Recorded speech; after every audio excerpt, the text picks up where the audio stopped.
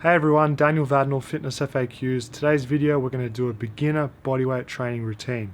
This is ideal for those that are new to bodyweight training or even those that are new to training in general.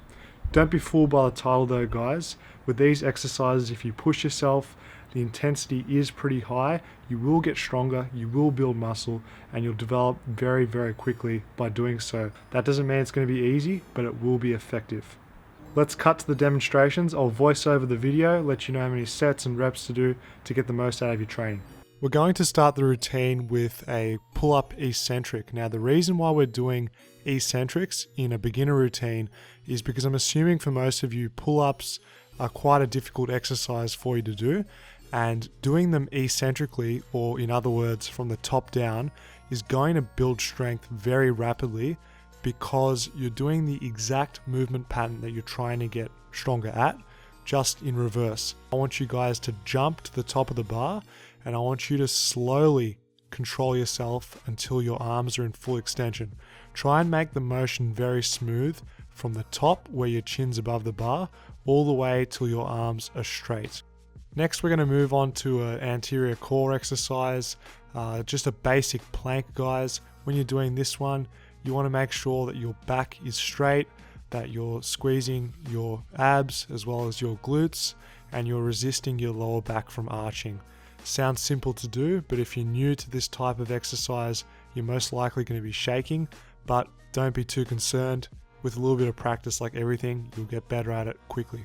Oh yeah, don't forget to breathe. It's very easy for beginners to focus really hard on squeezing the right areas that they forget to breathe. Don't do that. When it comes to push-ups, I'm a really big fan of doing the elevated version instead of doing it on the knees. I find that when you do the kneeling variation, the mechanics of the push-up don't translate very well to your full push-up. So by doing them on an elevated surface, you can at least take some of your body weight off of the movement, making the intensity a bit more manageable. I recommend that you choose a height where you can bust out sets of 5 to 8 reps. If you find that you can't get 5 to 8 reps at a given height, the height is too challenging and you need to increase it. If you're finding that you're doing 8 reps and it almost feels like it's a breeze, make sure that your hands are placed on an object that is closer to the ground. With the chin-up eccentrics, we're going to perform them in the same manner as we did for the pull-ups.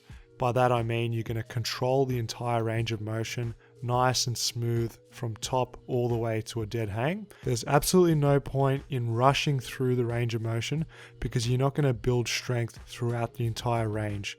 And it's generally going to be when you're going to have the most difficulty controlling it, where the most important gains are to be made. Next up, we've got the kneeling walkout. This is comparable to, if some of you guys have ever heard of ab wheel rollouts. This is a really good way of doing that similar exercise without the need for any equipment. So with this one guys, you want to keep your spine in a straight position, and when you walk out, the tendency for most people is they're going to arch their lower back. If you arch even a little bit, it's going to take away the emphasis of the exercise, which is to train our core on the front of our body primarily.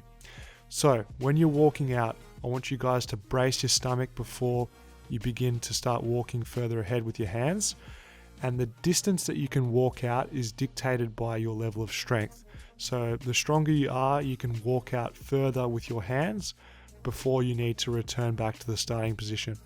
You'll know what intensity or what distance is right for you when you feel like you get to a point where you can't maintain good spinal position and you feel like your lower back is going to arch. Lastly, we're going to conclude with a dip exercise. This is a very important pushing movement to get you stronger in your upper body.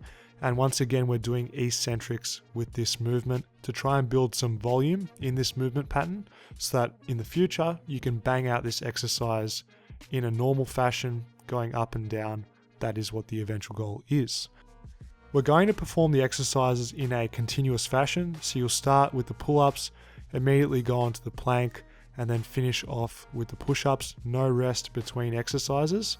Once you've completed all 3, have a rest for say 2 to 3 minutes, and then I want you to repeat that sequence once again for 1 to 2 more times.